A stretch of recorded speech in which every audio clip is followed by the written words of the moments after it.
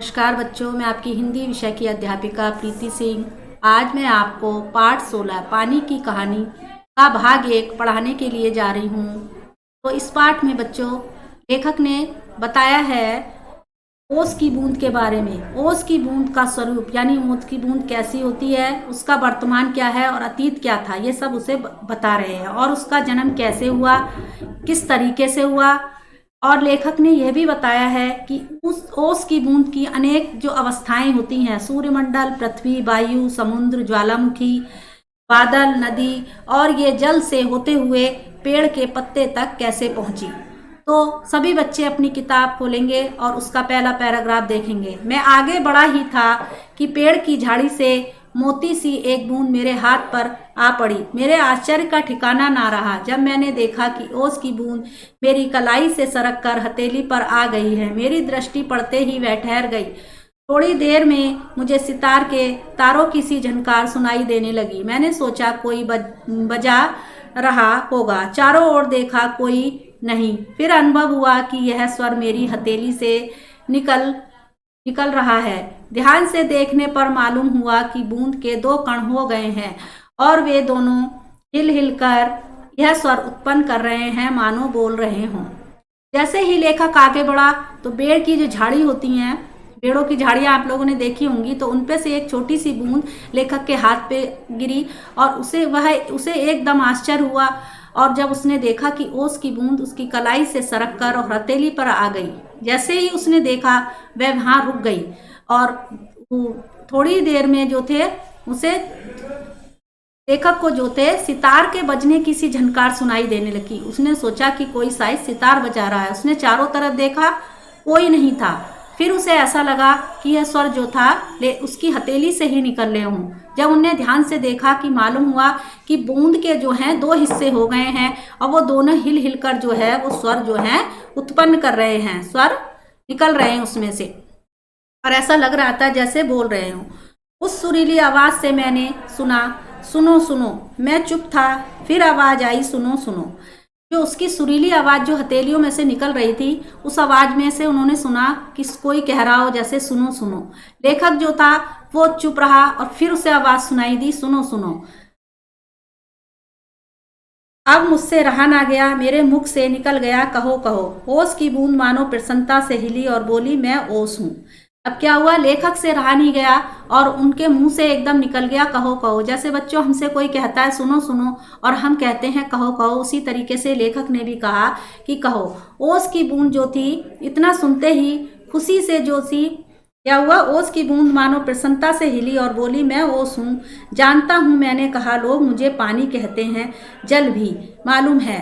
वो कह रही है ओस की बूंद जो थी इतना सुनते ही बहुत खुश हुई और बोली, मैं ओस हूँ। वो कहने लगा, मैं जानता हूँ। लेखक ने कहा, मैं जानता हूँ। बूंद कहने लगी, लोग मुझे पानी भी कहते हैं और जल भी कहते हैं। तो लेखक कहने लगा, मुझे जो है मालूम है। मैं बेर के पेड़ से आई हूँ, झूठी, मैंने कहा और सोचा, बेर के पेड़ से क्या पानी का फव्वारा निकलता होगा। जब बूंद ने कहा कि मैं बेर के पेड़ से आई हूँ, तो लेखक ने कहा, तुम झूठ बोल रही हो। और उन्होंने सोचा कि बेर के पेड़ से क्या पानी का फव्वारा निकलता है। अब क्या हुआ, बूंद फिर हिली, मानो मेरे विश्वास से उसे दुख हुआ हो। सुनो, मैं उस पेड़ के पास की भूमि में बहुत दिनों से इधर उधर घूम रही थी। मैं कणों का हृदय टटोलती फिरती थी कि एकाएक पकड़ी गई। कैसे, मैंने पूछा। बूंद जो थी, जब उनने कहा कि झूठ झूठ बोल रही हो, तो उसे जो था लेखक की बूंद जो थी हिली और उसे ऐसा जैसे उसे मेरे अविश्वास पर दुख हुआ, जैसे उस पर विश्वास नहीं कर रहे हैं उसकी बातों पे। कह रही है, सुनो, मैं इस पेड़ के पास जो भूमि है उसमें बहुत दिन से इधर उधर घूम रही हूँ, यानी पड़ी हुई हूँ। मैं कणों के हृदय को टटोलती हूँ, जो छोटे छोटे कण हो रहे हैं उनमें जाने की कोशिश करती हूँ कि, और एकाएक जो थी मैं पकड़ी गई। कैसे, अब लेखक ने पूछा कैसे। बोला, वह जो पेड़ तुम देखते हो ना, वह ऊपर ही इतना बड़ा नहीं है, पृथ्वी में भी लगभग इतना ही बड़ा है। उसकी बड़ी जड़ें, छोटी जड़ें और जड़ों के रोए बड़े निर्दयी होते हैं। मुझे ऐसे असंख्य जल कणों को वे बलपूर्वक पृथ्वी में खींच लेते हैं। कुछ को तो पेड़ एकदम खा जाते हैं और अधिकांश का सब कुछ छीन कर उन्हें बाहर निकाल देते हैं। वो कह रहे हैं लेखक, वह जो पेड़ तुम देख रहे हो वह इतना बड़ा नहीं है, पृथ्वी में भी लगभग इतना ही बड़ा, यानी जितना वो ऊपर से दिखाई दे रहा है उतना ही पृथ्वी के अंदर है। उसकी जड़ें जो हैं बहुत बड़ी हैं और छोटी जड़ें हैं, और जड़ों में जो रोए हैं वे रोए भी बड़े निर्दयी हैं, यानी बड़े कठोर हैं। वह मुझे असंख्य जल कणों को बलपूर्वक पृथ्वी में जो है खींच लेते हैं। जो उनके असंख्य जल कण हैं वो मुझे अपनी पृथ्वी में खींच लेते हैं। कुछ तो पेड़ मुझे क्या है एकदम ही खा जाते हैं, अधिकांश सब कुछ छीन कर उन्हें बाहर निकाल देते हैं। क्रोध और घृणा से उसका शरीर कांप उठा। तुम क्या समझते हो कि वे इतने बड़े यूं ही खड़े हुए? उन्हें इतना बड़ा लगाने के लिए मेरे असंख्य बंधुओं ने अपने प्राण नाश किए। मैं बड़े ध्यान से उनकी कहानी सुन रहा था। यानी जब उनने बूंद जो है अपने बारे में बता रही है तो लेखक का जो क्रोध और घृणा से लेखक का जो है शरीर जो है बिल्कुल कांप रहा था।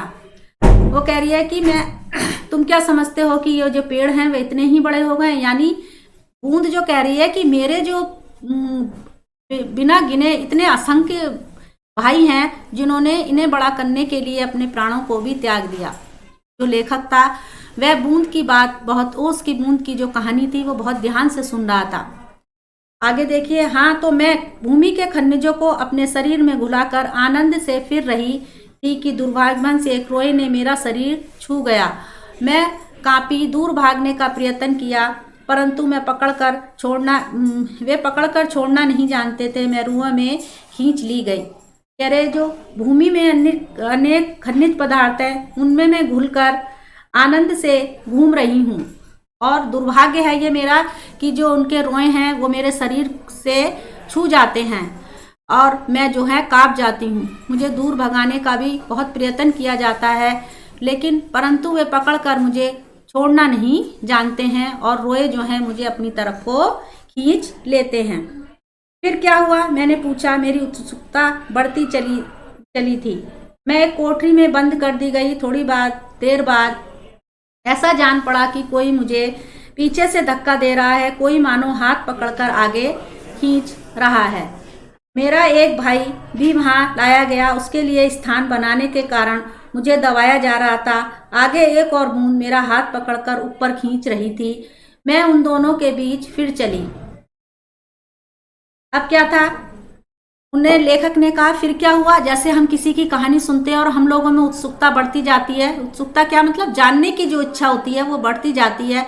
तो उन्होंने कहा कि मैं एक कोठरी में, बूंद बता रही है, मुझे एक कोठरी में बंद कर दिया गया और कुछ देर के बाद मुझे पता चला कि मुझे कोई पीछे से धक्का दे रहा है और मेरा हाथ पकड़कर जो है आगे की तरफ खींच रहा है, यानी बाहर निकालने के लिए। मेरा एक भाई भी वहाँ, मतलब मेरे भाई को भी वहाँ पर लाया गया और उसके लिए स्थान बनाने के लिए मुझे दबाया जा रहा था। जानिए, जब जगह छोटी होती है और दूसरी चीज, जब जगह छोटी में दूसरी चीज आती है तो उसके लिए जैसे हम स्थान बना देते हैं उसी तरीके से दूसरे के लिए भी वहां स्थान बनाने के लिए उसे दबाया जा रहा था। आगे और एक बूंद जो थी, एक और बूंद थी जो मेरा हाथ पकड़कर मुझे ऊपर की ओर खींच रही थी और हम दोनों बीच में, मैं जो थी बीच में पिस चली। मैं लगभग 3 दिन तक सांसत भोगती रही। मैं पत्तों के नन्हे नन्हे छेदों से होकर जैसे तैसे जान बचाकर भागी। मैंने सोचा कि पत्ते पर पहुंचते ही उड़ जाऊंगी, परंतु बाहर निकलने से ज्ञात हुआ कि रात होने वाली है और सूर्य जो हमें उड़ने की शक्ति देते हैं वे जा चुके हैं और वायुमंडल में जितने जलकण उड़ रहे थे वो मेरे लिए वही स्थान नहीं था। मैं अपने भाग्य पर भरोसा कर पत्तों पर, यानी लगभग 3 दिन तक, मतलब 3 दिन तक सांसत भोगती रही। सांसत माने होता है बच्चों सांस, तेज सांसों का चलना। सांसत भोगती रही, ठीक है। मैं पत्तों के छोटे छोटे छेदों से होकर जैसे तैसे अपनी जान बचाकर भागी और मैंने सोचा कि पत्ते पर पहुंचते पहुंचते मैं मतलब उड़ जाऊंगी, यानी मैं जैसे तैसे पत्ते तक पहुंची और मैंने सोचा कि मैं अगर पत्तों पे आ गई हूं तो उड़ जाऊंगी। बाहर निकलने पर पता चला कि रात होने वाली है और सूर्य हमें उड़ने की शक्ति देते हैं। क्यों, कैसे देते हैं उड़ने की शक्ति? सूर्य के ही चमक से हम वो जो पानी होता है वो भाप बनकर उड़ जाता है। तो मतलब उसने देखा कि रात हो गई है, रात में से सूरज आता नहीं है, चंद्रमा आता है, तो वो कैसे उड़ेगी? मतलब सूरज नहीं था तो वो कैसे उड़ पाती? तो वो सूरज जो थे वो जा चुके थे और वायुमंडल के जो जितने भी जल कण थे वह उड़ रहे थे। मेरे लिए वहां था, मतलब जिस समय पहुंची उस समय सूरज जा चुका था और जो कण जो थे, जो पानी के कण थे, वो भाप बनकर उड़ रहे थे। मतलब उसके लिए वहां मेरे लिए कोई स्थान नहीं था।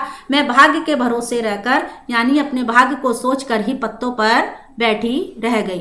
तो बच्चों, ये था हमारा पार्ट 1। इससे आगे हम पार्ट 16 और हम आगे पार्ट 16 के भाग 2 पढ़ेंगे। धन्यवाद।